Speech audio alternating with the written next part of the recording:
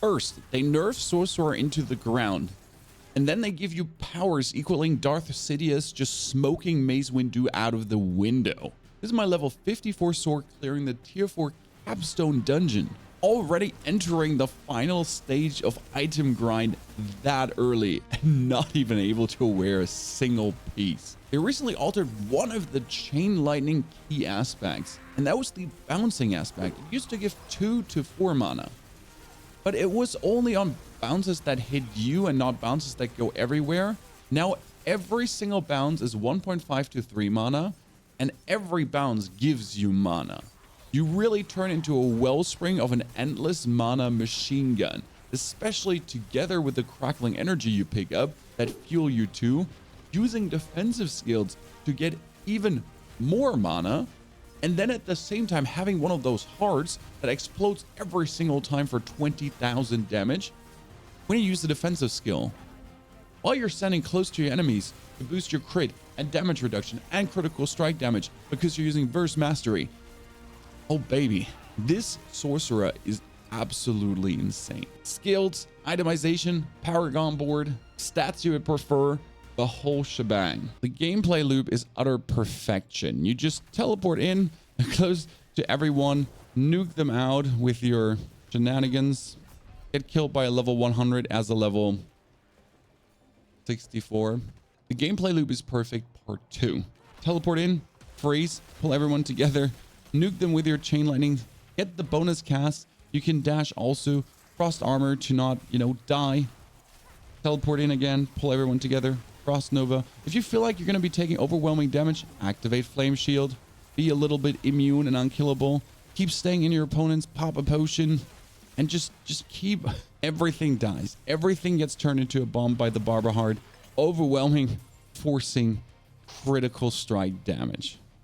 And best case scenario, you activate your unstable currents against the boss or whatever, and then suddenly you Super Saiyan mode, like every cast makes another cast, and you just throw out even more spells, and nothing stands a chance anymore. And as you notice on our mana, we kind of never run out, and we just walk over new things to get more and then pull things together. And it's a real speed farm as well, especially in a very enemy dense area, as we can really teleport from left to right and never like stop teleporting. And as long as we have our defensive skills, you never have to worry about anything, right? You can just stand into these opponents that are vastly overleveled and just out damage them. Main key points in the skill tree. There's a link in the description below with the whole package. We're using chain lightning maxed out for critical strike chain lightning to crackling energy to even more critical strike chain lightning in a row like a machine gun.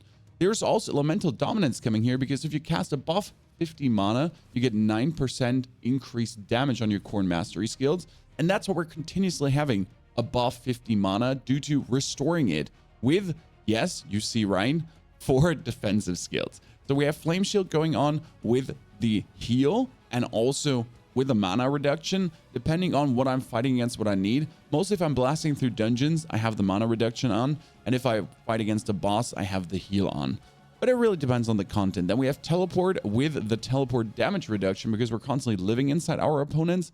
Ice Armor together with damage against vulnerable enemies contributes more to the Ice Armor's barrier. Could also have the bonus freeze, but it's unnecessary. Obviously Glass Cannon and also Elemental Attunement, so critical strikes have a better chance to reset the cooldowns of defensive skills, and we're constantly critting, constantly reducing, and we're hiring our lucky hit chance, obviously.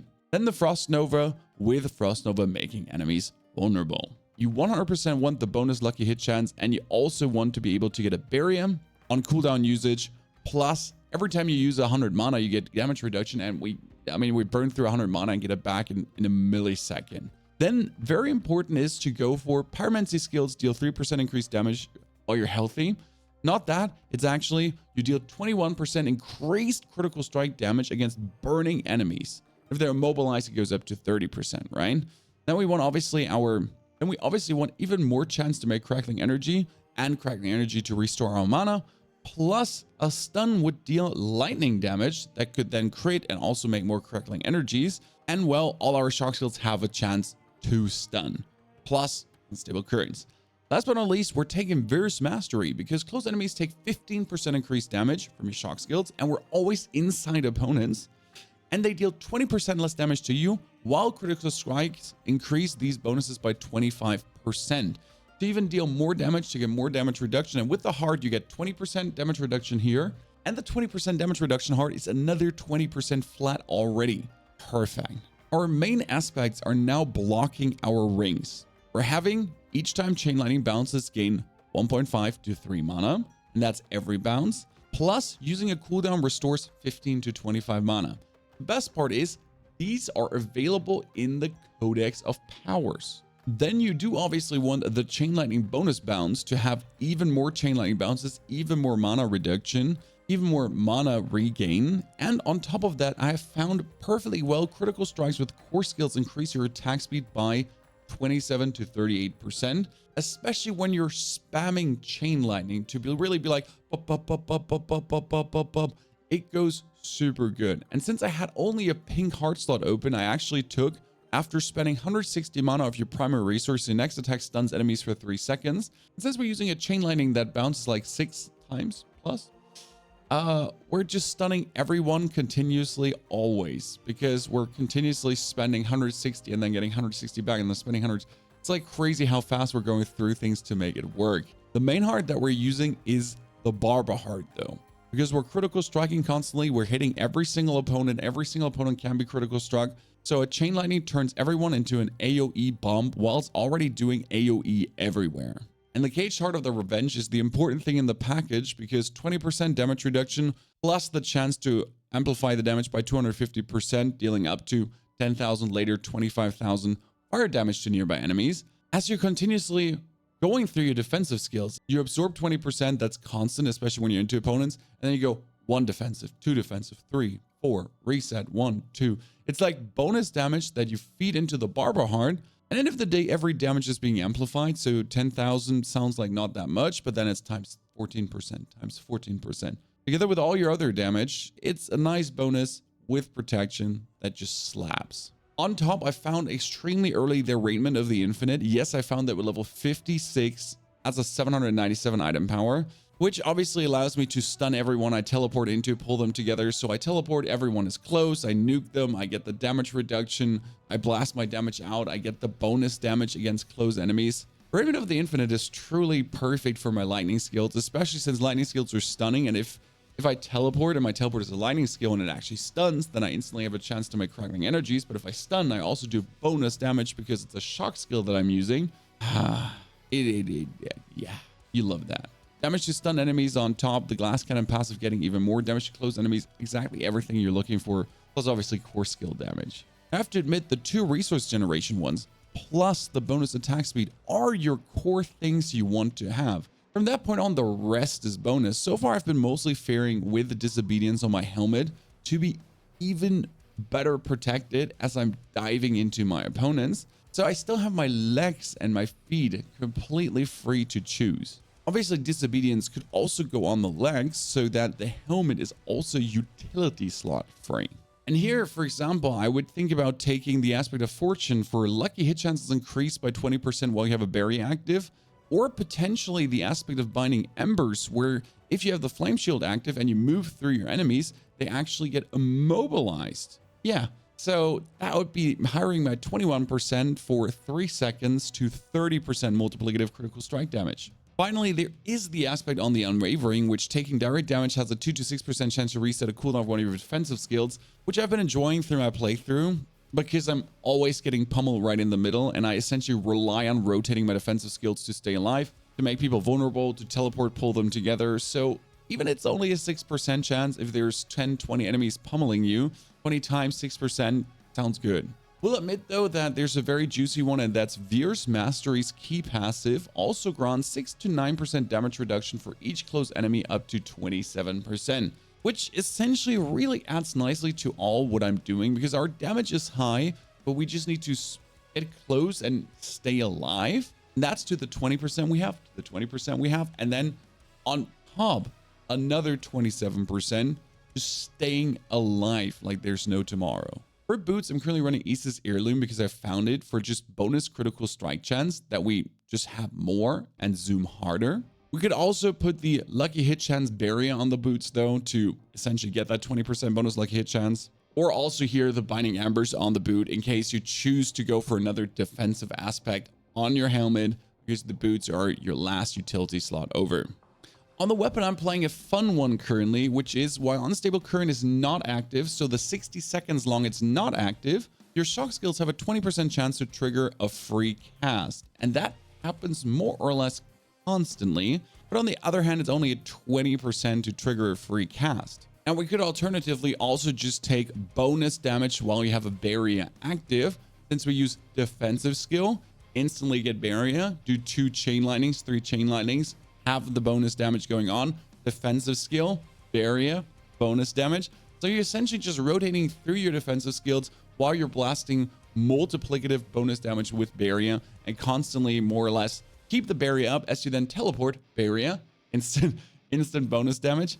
It's one of my favorite ones with a conceded aspect, because that's what we're doing the whole time. We're rotating just through our defensive aspects to have one up, to have the barrier up. We have a minimal barrier, but we need one single point of barrier to get the bonus damage. And even if it only holds for 1-2 casts, I mean, we teleport in, everyone is stunned for 3 seconds. That means 3 seconds of free casting for the bonus damage without anyone breaking our barrier. You notice there's still some room for creativity and fun. And for your items, you're mostly looking for critical strike damage and lightning critical strike damage, which is crazy that you have actually these 2 options, because the optimal item can have critical strike damage and lightning, plus core skill damage is insane, or damage versus vulnerable.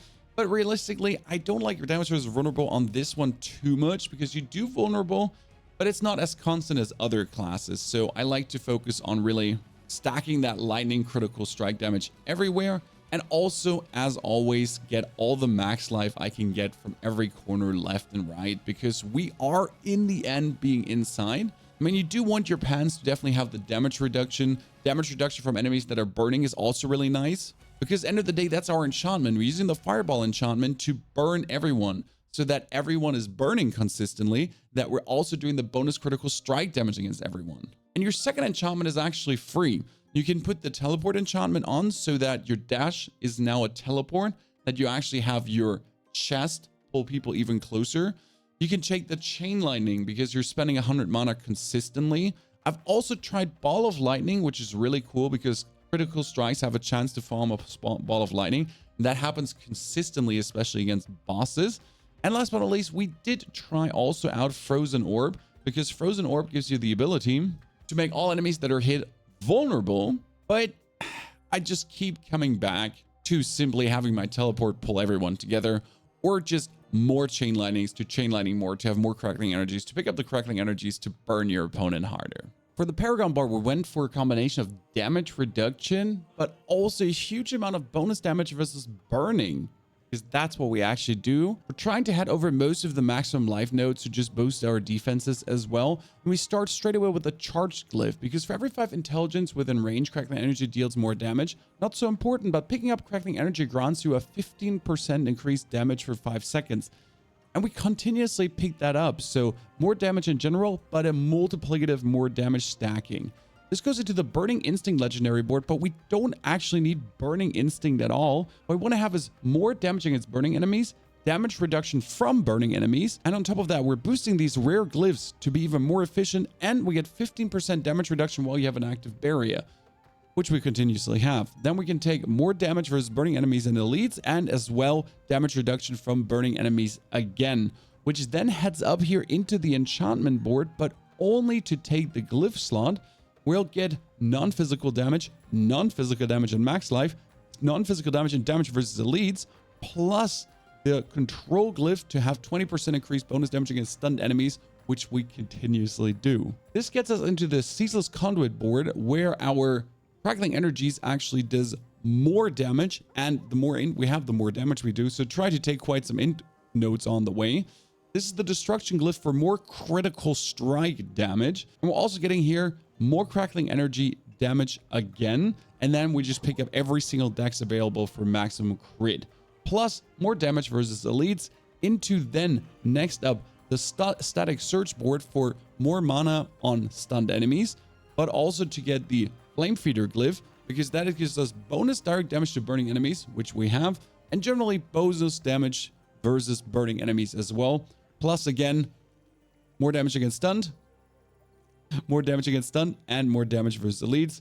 And hell, with the last 3 points left, I could also take, you know, intelligence, lightning resistance here. I could try to just beef out another node. Now with our last 3 points, we could try to like squeeze out a little bit more willpower again, a wee bit more intelligence down here. In total, it's damage reduction and super damage. Ladies and gentlemen, go out there, melt the faces off your opponents. I hope you like the lightning Sorc. And if you're looking for a different Sorc, there's top 3 Sorc builds that you could actually be looking at. You get inspired of what else is there on the horizon.